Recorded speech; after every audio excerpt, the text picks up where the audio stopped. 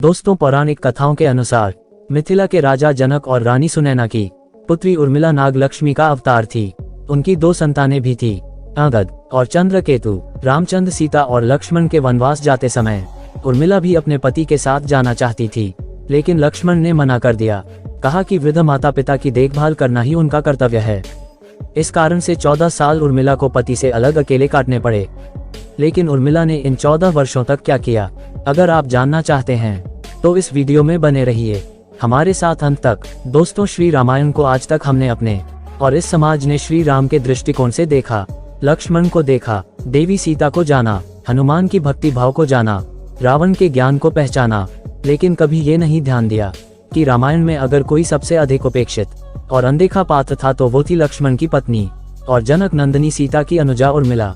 दक्षिण भारत की राम कथा के अनुसार जब भगवान राम को वनवास मिला तो भगवान राम, माता सीता और लक्ष्मण वनवास की ओर जाने लगे तो उर्मिला ने भी साथ जाने के लिए कहा, लेकिन लक्ष्मण ने उन्हें अयोध्या में रहने को आदेश दिया।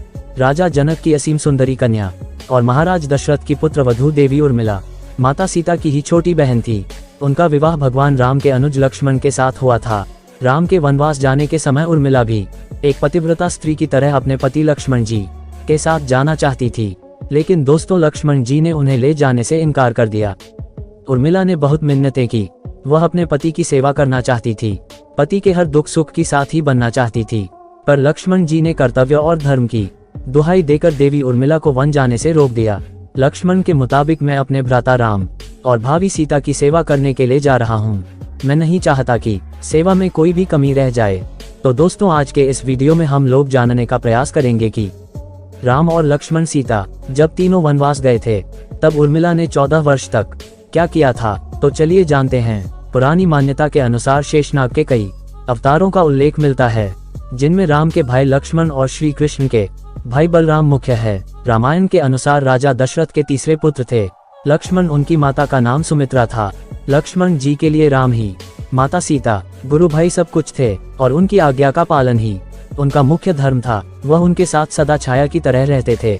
भगवान श्री राम के प्रति किसी के भी अपमान सूचक शब्द को ये कभी बर्दाश्त नहीं करते थे। वास्तव में दोस्तों, लक्ष्मण का वनवास राम के वनवास से भी अधिक महान है। 14 वर्ष पत्नी से दूर रहकर उन्होंने केवल राम की सेवा को अपने जीवन का धैर्य बनाया। वाल्मीकि रामायण के अनुसार उर्मिला जनक नंदिनी सीता की छोटी बहन थी और सीता के विवाह के समय दशरथ और सुमित्रा के पुत्र लक्ष्मण को भी आई गई थी।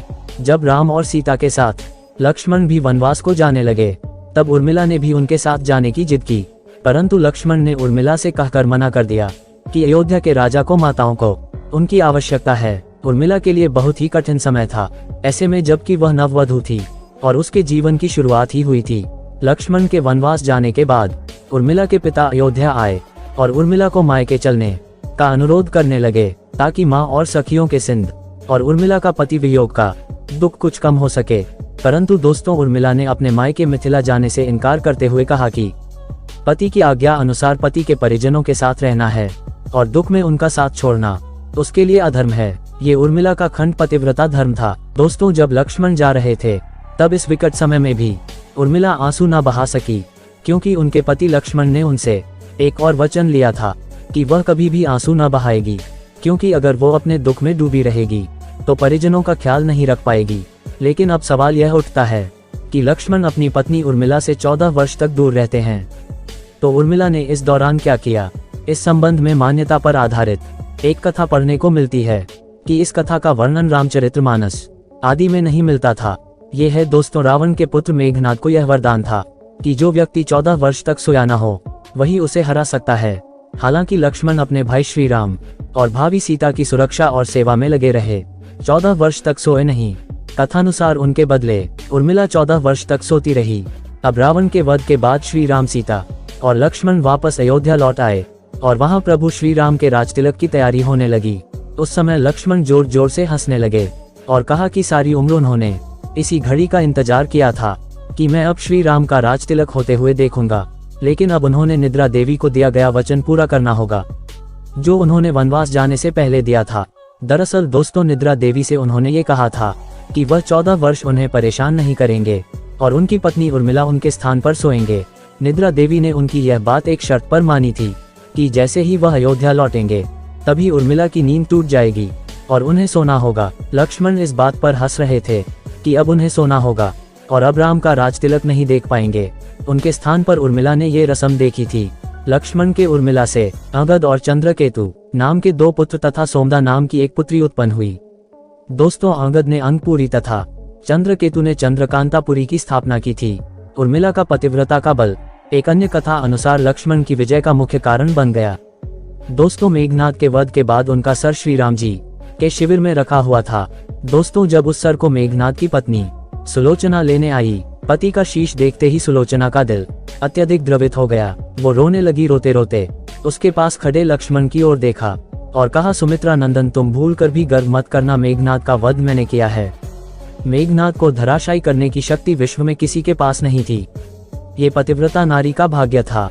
अब आप सोच में पड़ गए होंगे कि निद्रा देवी के प्रभाव में आकर उर्मिला अगर 14 वर्ष तक सोती रही तो सास और अन्य परिजनों की सेवा करने का लक्ष्मण को किया वादा उन्होंने कैसे पूरा किया?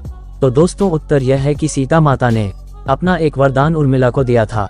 उस वरदान के अनुसार उर्मिला एक साथ 3 कार्य को कर सकती थी, तो इस तरह उन्होंने अपना वादा पूरा किया था। दोस्तों, लक्ष्मण जी ने माँ बाप की सेवा करने के लिए उर्मिला को अयोध्या छोड़ना उचित समझा। उन्हें शायद पता था कि वह जब वनवास चले जाएंगे तो उनके माता पिता को इसका गहरा सदमा लगेगा। इसलिए लक्ष्मण जी विकट समय में माँ बाप को सहारा और सहानुभूति देने के लिए उर्मिला को छोड़कर वनवास चले गए। कुछ पौराणिक मान्यताओं के मुताबिक माना जाता है कि उर्मिला के उन नाजुक कंधों पर लक्ष्मण जी बहुत बड़ा दायित्व डालकर चले गए थे। किसी भी स्त्री के लिए विवाह उसके संपूर्ण होने की निशानी होता है। वैवाहिक जीवन के अनमोल पल वो जीवन सरिता जो कोई भी नववधु अपने पति के साथ गुजारती हैं, ये गुजारना पसंद करते हैं। शायद दोस्तों, वो पल कुल के नसीब में नहीं थे। इस दुनिया की कोई भी नववधु अपने पति से कुछ समय के लिए दूर नहीं रह सकते। देवी और मिला अपने पति से 1 नहीं 2 नहीं बल्कि पूरे 14 साल लग रही। भला किसी नवविवाहित स्त्री के लिए इससे बड़ा त्याग और समर्पण क्या हो सकता है? इसलिए दोस्तों, इतने सारे त्याग, बलिदान और कष्ट सहने के बावजूद भी वचनों में बंदी देवी उर्मिला रामायण में नपाध्यक्ष में रही। उर्मिला ने जो सहा शायद ही आज की कोई स्त्री ऐसा कर पाए। इसलिए दोस्तों, वर्तमान की दृष्टि से देखें तो उर्मिला रामायण की सबसे और तुल्य और पवित्र पत्नी के साथ साथ त्याग, बलिदान और समर्पण की देवी है। आज की पीढ़ी के लिए उर्मिला का व्यक्तित्व सबसे ज्यादा सम्माननीय और पूजनीय होना चाहिए।